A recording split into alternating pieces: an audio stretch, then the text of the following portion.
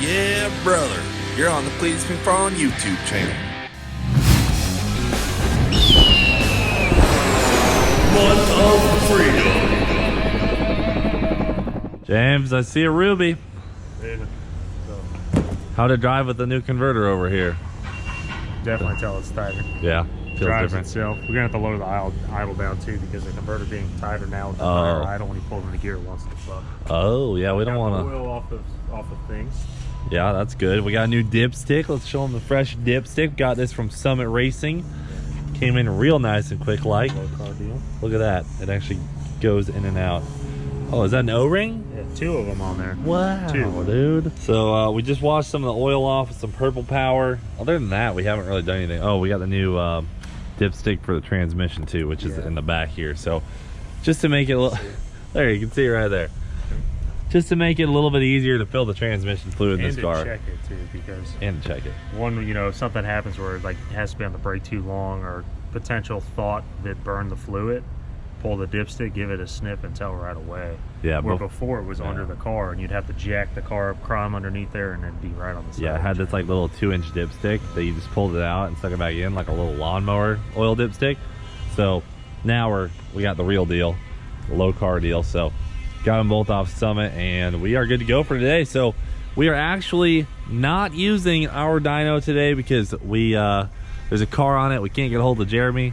So we are going next door to For the Performance and we're using the hub dyno. Hub dyno, man. That thing will show us exactly how much our converter is slipping. So I don't know what those numbers mean, but we'll be able to send it to our converter guy, Dusty, who will say, okay, you're in the right track. Right around like 6 to 8% slip. Yeah. And then also, guys, we have a 325 rear gear in this car, which is extremely tall. I mean, with that converter, this thing, if you wrapped it out, it would go like 220 probably if it had the sauce and didn't blow up to do it. We really need a shorter gear that won like a 360 or a 373. So we're changing out the gear. I actually ordered a 360 gear for starters, and that'll make the whole car just have to work less to go quicker. So to get in those 7s, we're just gonna slap a gear in it. For today, we're gonna dyno it on this gear, but then we'll slap the gear in it, take it back to the track, and it should go a 7. Change, the higher the number of the gear, the harder the car's gonna want to accelerate on its own with that gear ratio, versus the lower the number, it takes away the acceleration, goes to top down. Yeah. Which we don't need top end, we got horsepower for that. We need it to accelerate as fast as possible. We got to get it out of the hole. Track, yeah. Bring the short track down, bring down the 60 foot to 330, and in that we'll see it out the back. You know how we've been talking about that 4-second 1/8 mile pass? That is what that gear can help us do, and that's what we want to do. So we're gonna go hop on the dyno, make sure this thing can make the proper amount of boost we want to run. We want to see how much power it's making at 25 pounds of boost, and just get in that ballpark, make sure the tune-up is good. Maybe just send it to 80 pounds of boost like James won. 80 pounds and 100 shot and see what happens. Good thing about this too is we have tools and drill bits, and if we can't achieve the 32 pounds of boost we potentially want to run at, we can figure out sit there on the dyno and see what it needs to get there. Yep. You know, what size hole the old line trick needs to get up to that boost level. We're gonna figure it out one way or another today, so let's head over to For the Performance and hop on the hub dyno. Gonna fire up the new converter. Let me hear that thing. Wow, sounds way different. What a change.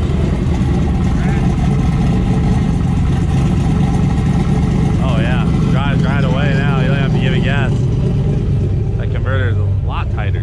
What's going on, guys? Today's video is sponsored by Private Internet Access, a VPN provider that keeps you and your information safe no matter where you are. Internet protection is at an all-time high in the importance level during unprecedented times like right now. And a VPN provider like Private Internet Access can be really useful to have. In fact, they are the leading no-log VPN provider with over 1 million customers. So essentially, guys, Private Internet Access hides your IP address. You can actually put wherever you want in the world, and it also encrypts your data so you can have safe downloading. Nobody can track your internet activity. Perhaps if you wanted to watch some geo-blocked content, you could change your server to Sweden, for example, and watch content that's only available there. They're ranked spectacular by CNET and editor's choice by both PC Mag and Tom's Guide. They have dedicated apps for all platforms. That's Windows, Mac, iOS, Android, Amazon Fire Stick, Linux, and more. You can have simultaneous connection with up to 10 devices, and they're industry leading in their no log policy, so your internet browsing can never be tracked. A VPN is really useful for someone like myself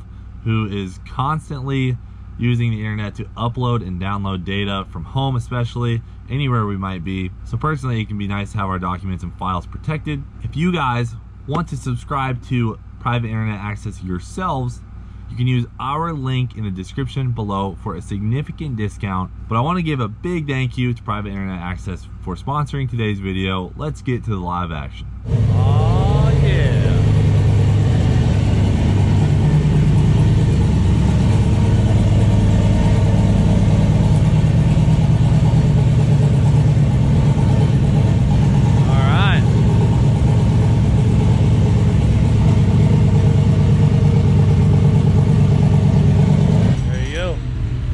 Guys, so we are at For the Performance. See right there, they are a shop here in Clearwater. They do tuning on all sorts of cool stuff. You guys have seen us over here before. We got Brent from PFI Speed, and we're using their main line hub dyno today. So this thing bolts right into the car, bolts right to the hub, so that there's no tire slip, no other factors besides what is going through the drivetrain. So we're gonna see what Ruby's made of today. We're using Brent's laptop, so it's gotta make more power. Gotta. Hell yeah. So for the first hit here, we're turning it down to basically the boost that well, if you remember when we were at the track, I tried to turn it up and it didn't go up at all. So we went from like 16 pounds to 17 pounds. This is the tune it was on when it ran the first 8.4 on like 16 pounds. So since we know the tune-up's good there, we're gonna start from there, see what it makes at that level, and then just keep on ripping up from there and see. We've got a fresh tank of CO2 over there, so we'll see if that was our issue the other day. Hopefully it'll start making up in the 20s, you know, once we get moving. So I haven't been on the hub dyno a little bit, but I think we're ready to rip.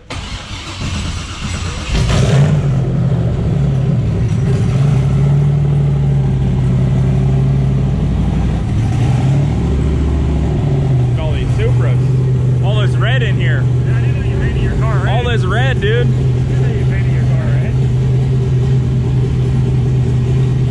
You're live. I'll stand behind this cabin shield. I was thinking about that. I was actually looking at which spot to stand. I mean, save us. You own one of these. I'll tell for just sit in it. Yeah, just sit still from the side of it. Crank the window like this much. Well, it's a 90s JDM car, so not very tough. What do you mean? These things are bulletproof, dude. What bullet? 22.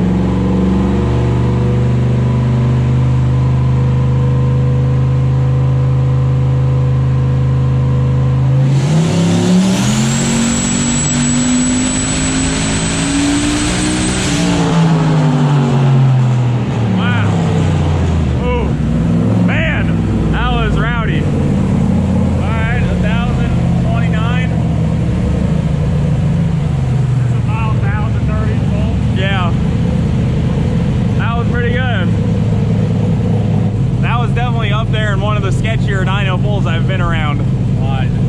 They just felt sketchy from start to finish.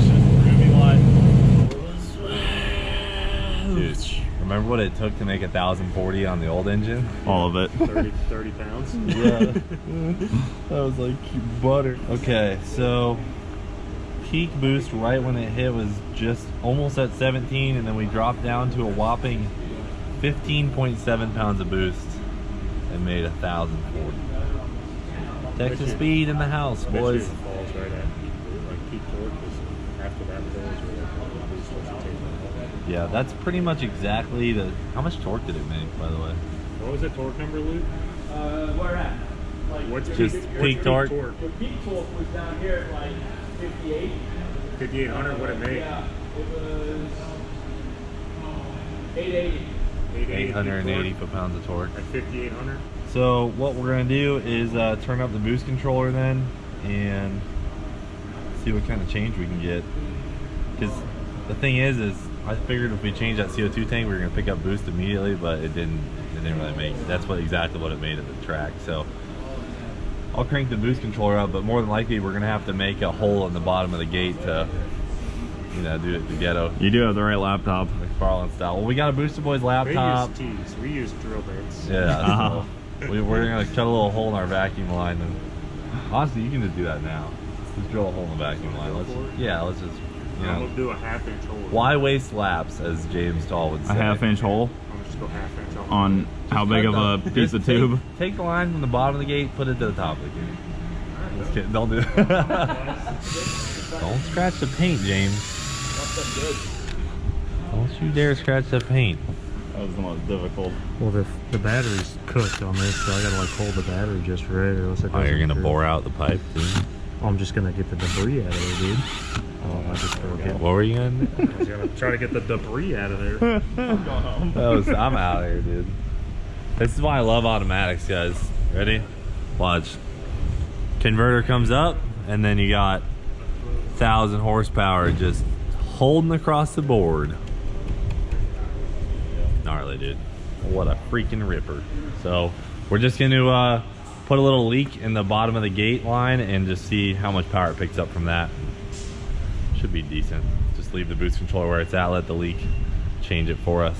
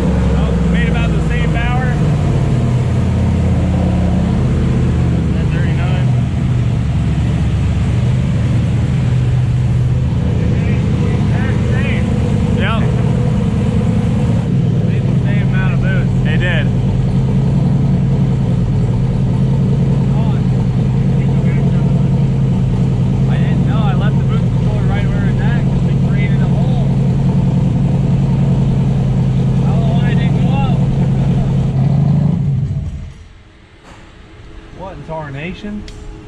That's a 360. The same size as the inner diameter of that tube. Now, that's a pretty big hole. That's definitely picked up some power there. It's a large hole. According to my calculations, we did something wrong.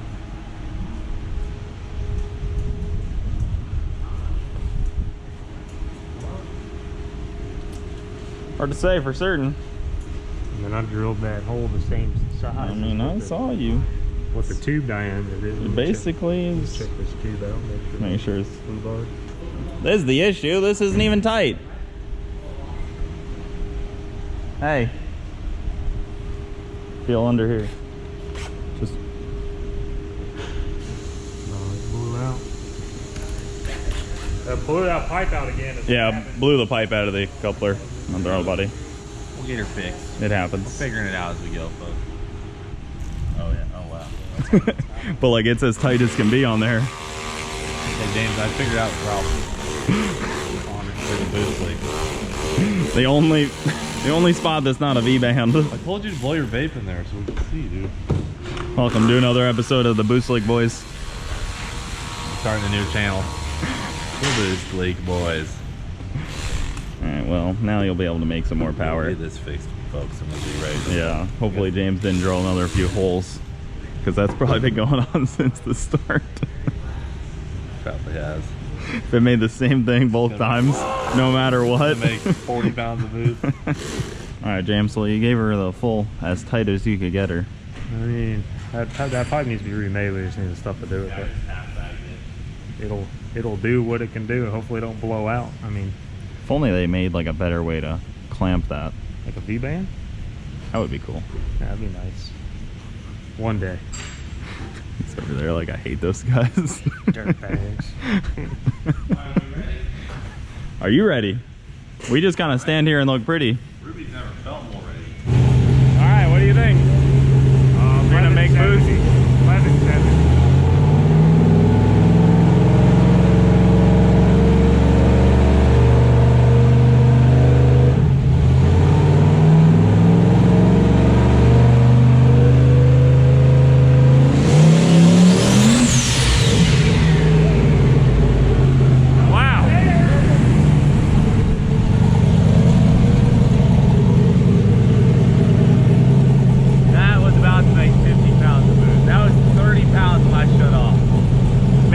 Take the hole out of the wastegate. I got it. Hold on.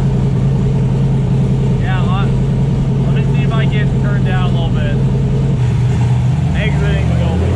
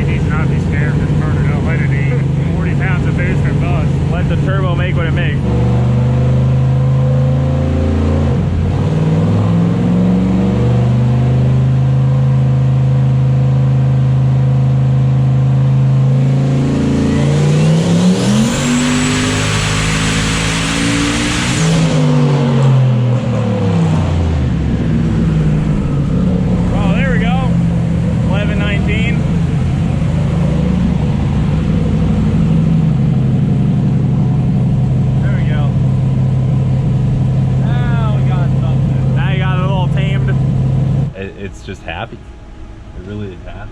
It's like now that we have our problem fixed, I don't know how far I want to go. All right, boys, look at how clean this power is. The torque number read wrong because the ground came off. Look at this. It's a clean 1100 horsepower all through there. All I'm gonna try and do is on this next run is fix this taper down and make it more of a flat line or maybe a little bit of a ride. So I added a little bit of timing in. We have such a soft timing curve in this car just to keep the head gaskets safe as they can be. But I'm gonna try and fix that a little bit and then we'll probably be done. But I mean, just for reference, with this rear gear that we have in the car, that's the end of the run there. I was at only 6,800 RPM and we were going 177 mile an hour. If we go back a run where I went out 7,500, I'm sure it was over 200. Our oil temp is already pretty spiced up. So we're gonna make one last grip here, hopefully kind of balance things out with the timing to get that curve flat, and we'll call it that. So I'm pretty happy. I think she's ripped today. Easily made her highest number yet. Granted, we have a boost ready engine now, so she's doing good. We'll make another rip here and then we'll be done at Florida Performance. Their hub dyno, dude, these are the best things, man. I gotta say, it's a game changer usually. You don't have to wait and go up through the RPM and heat up the transmission. I mean, everything's just smooth. You can tell if you got anything wrong. The car's running smooth. Everything feels good. Just let her rip.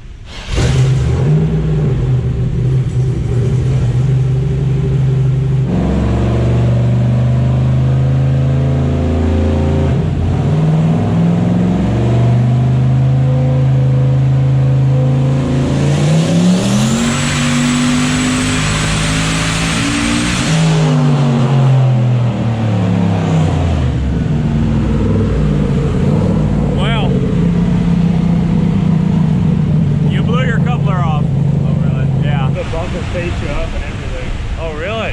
Yeah, dude, that was gonna be 26.5 pounds, but she popped the coupler. So we've learned 2 things today. 1, we need to fix the charge pipe. 2, we have a small leak in the passenger valve cover. A couple spots, yeah. 3, Ruby makes 1100 horsepower like it is basically nothing. So we're gonna take our data from today. I mean, it's just, I can't reiterate it enough how easily the car is making the power. It is literally 13 degrees of timing. You can see it for yourself. 13 degrees of timing. For tuners who know, I mean, that's pretty soft in the timing department, and we'll just let it rip like that. I mean, it blew the coupler off, which is no big deal, so we didn't get to finish our run completely.